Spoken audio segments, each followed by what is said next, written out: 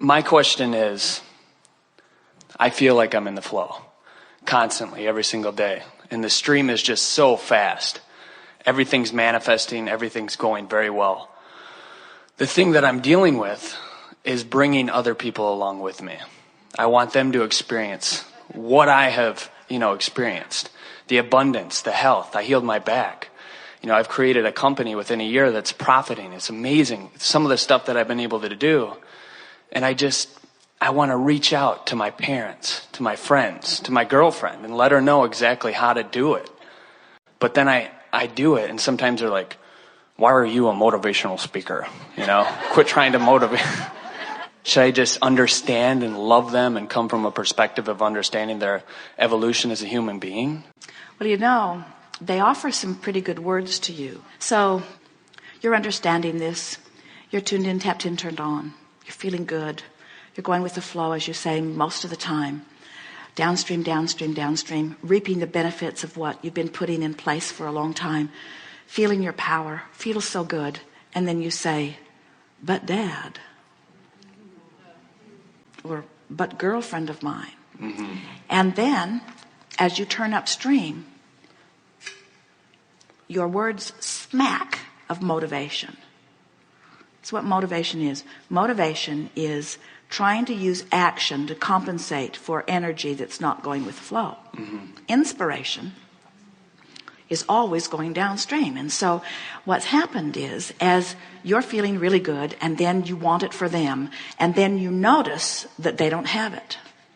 And when you notice that they don't have it, you turn upstream, because now you're stuck on the problem. Every moment that you've interacted with any of them, where you saw that they weren't getting it, or you saw that they could get more of what they want, or you feel their dissatisfaction with where they are, as you're living life with them, you're launching rockets of desires that are personal to you, that are about them. In other words, you're desiring their well-being. So your vibrational escrow is full of pictures of your expanded, joyful family and loved ones that you've got to be a match to. And when you look at them where they are, you turn upstream from your own version of who they are. That's why people can disappoint you. You say, you're not being who I need you to be in order to feel good. You're saying, but wait, we lived life and I dreamed this dream for you, and you're over there mucking around. You're not living the dream that I dreamed for you. And we say, neither are you.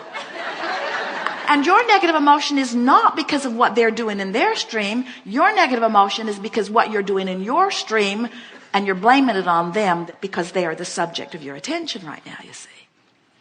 So you just say, no matter what my subject, my life, my money, my job, my friend, whatever is my object of attention, it's mine. Whatever is my object of attention, I have two vantage points, my inner being's vantage point and my vantage point. And when they match, I feel great and I'm an inspiration to them. When they don't match, I feel rotten and now I'm motivating them and they don't want any of me.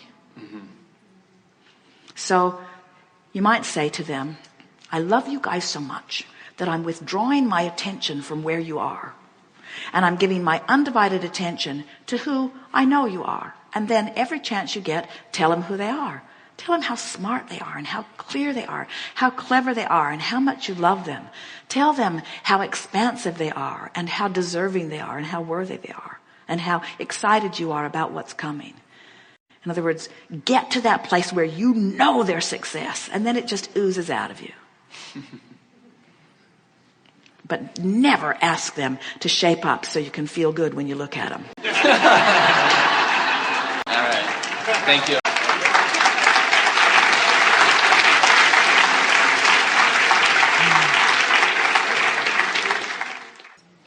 I set the intention today to be here. So I'm really excited that I'm on my vibrational flow and I'm flowing with the stream because I'm here. So that's good. Really now get exciting. Out. So many of the questions that I had thought about today have really been answered. So I guess to me the next logical question is, what's next for us? As everyone starts getting into this vibrational flow and all of our dreams and desires are starting to come true, do you know what is in store for us. Well, What wonderful things. We do, because we can see the vibrational escrow. In other words, we can see what your unhappiness in your body is creating in terms of the evolution of your species. We can see how the concern about what's happening with world population is doing to the future population. We can see how the contrast of your concerns is causing and asking for improved conditions. And so that's why we can unequivocally state to you that life on planet Earth is getting better and better and better and better and better. The pockets who are not allowing themselves to go there wouldn't agree with that. But the overall vibration of your planet is one of such well-being that your future experience is brighter and more beautiful than you've ever lived before. It is the natural expansion of the eternal nature of that which we all are. We want to go back to the first part of what you were asking. When we reach the place where all of our dreams are coming true. And we want to say to you that all of your dreams will not come to fruition because, as we were just talking earlier, you're dreaming as fast as they're coming to fruition. What happens is you stand in the contrast and you give birth to a desire that at first you're not a match to. But then as you think about it and dream about it and talk about what you want and why you want it and make yourself point in the direction of going toward it, and you close the vibrational gap and become a vibrational match to it, now it must manifest. But at the same time that it's manifesting, so also is another set of contrasting experiences which give birth to yet another rocket of desire. So the expansion, your ability to desire, just gets bigger and bigger and bigger and bigger and bigger on every subject. You never cease that. And it's thrilling for us to watch those of you who are living at this time and recall how you were living 10 years ago and 20 years ago and 50 years ago and 100 years ago and 1,000 years ago. In other words, we see how every moment that you live expands your dream and your vision, and that some of you have the ability to then live it. We also want to remind you that there's this wonderful thing that happens that we lovingly call the dilution ratio. Because what happens is a good percentage of the old resistance ones are croaking, which makes the balance more allowing.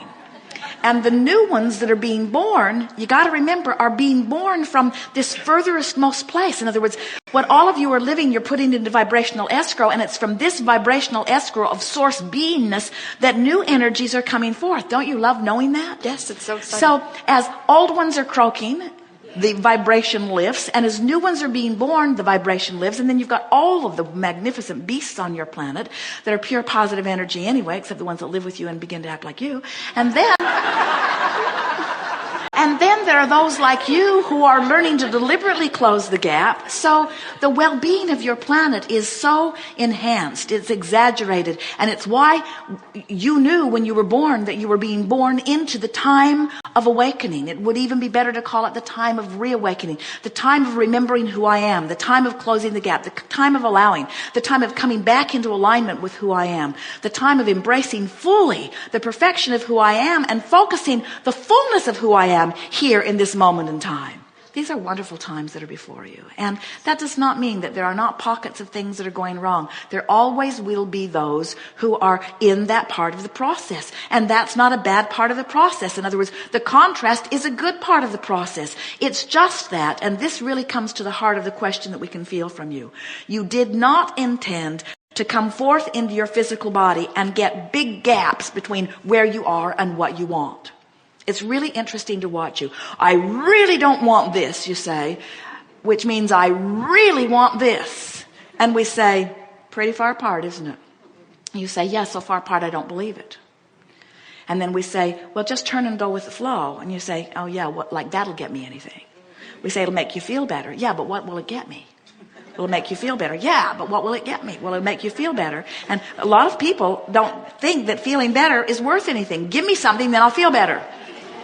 Give me what I want and then I'll feel better. Where if you are understanding that the way you feel matters, so you live a little contrast, which makes you want something, and then you are not so far away from it, so it's rather easy to turn and think about what you want. In other words, it's much easier to be in an attitude of appreciation and appreciate more than it is to be in an attitude of blame and appreciate, isn't it? Definitely. So the more you get a handle on how you feel, and the more you're reaching for better feeling thoughts, then you begin to get into the groove that you knew from non-physical, where you want it and it is, and you want it and it is, and you want it and it is, and you want it and it is, and you want it and it is. But dear heart, human friends, you seem to like the drama of it. You seem to like to really want it from your place of really not having it. Something happened with Jerry and Esther the other day, and Esther said, I can remember a time when if that had happened, I would have been swinging from the rafters. Only it couldn't happen when I would have been swinging from the rafters when it happened. It can't happen till it feels like the next logical step.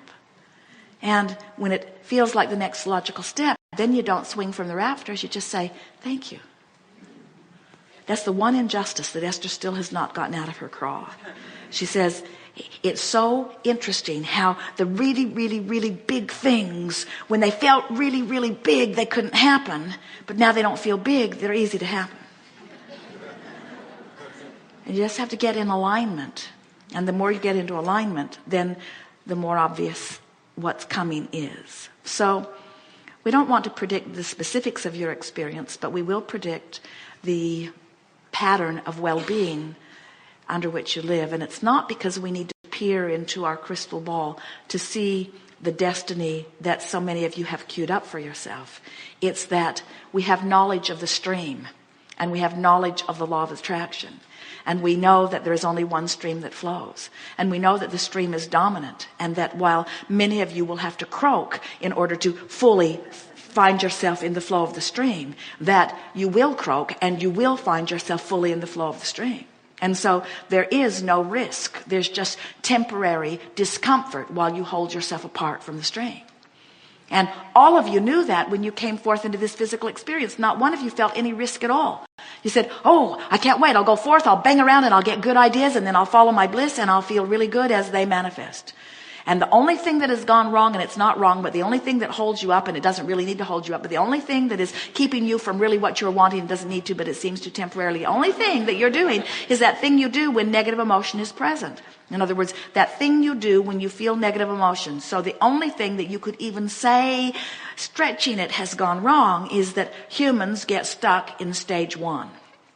They ask for what they want, and they ask for what they want, and they ask for what they want, and they ask for what they want, and they notice it isn't coming yet, so they ask again, and they ask for what they want, and they notice that it isn't coming, and they join together with other askers, and they talk about how long it's been, and they ask about what they want. And all along, they've given birth to these rockets of desire, and sources over there in the process of creating it, and all the heaven and earth is partying in order to organize the circumstances and events to give you what you want. And you're asking for what you want, and you're asking for what you want, and you're asking for what you want, and you're asking for what you want, and you're asking for what you want. You're noticing it isn't here, and you're noticing that it isn't here, and you're noticing it isn't here, and you're noticing that it isn't here, and you're noticing that it isn't here, and then you croak. And then you say, wow, everything I ever wanted, I can see how that life experience was really of value to me, because look at the expansion that it gave me. And not one of you feels a moment of regret that you didn't figure it out sooner. The only reason that we're here visiting with you now is because we think it is so wonderful for you to get in on the vibrational escrow that you have created. Future generations will benefit from it mightily. But we think it's nice for you to get in on it. And when you do, when you get into that pattern of living some life and coming to an idea and knowing that it hasn't manifested, but believing in the possibility of it, so that you're living in possibility rather than in doubt. Oh, to have a desire and have it be accompanied by the feeling of optimism rather than the feeling of pessimism. The feeling of belief rather than the feeling of doubt. The feeling of knowing rather than the feeling of worry. When you give birth to a desire under those conditions, it is so life-giving. And that is the life you've intended to live. That's who the inner being part of you is, you see. Thank you. Yes, it is.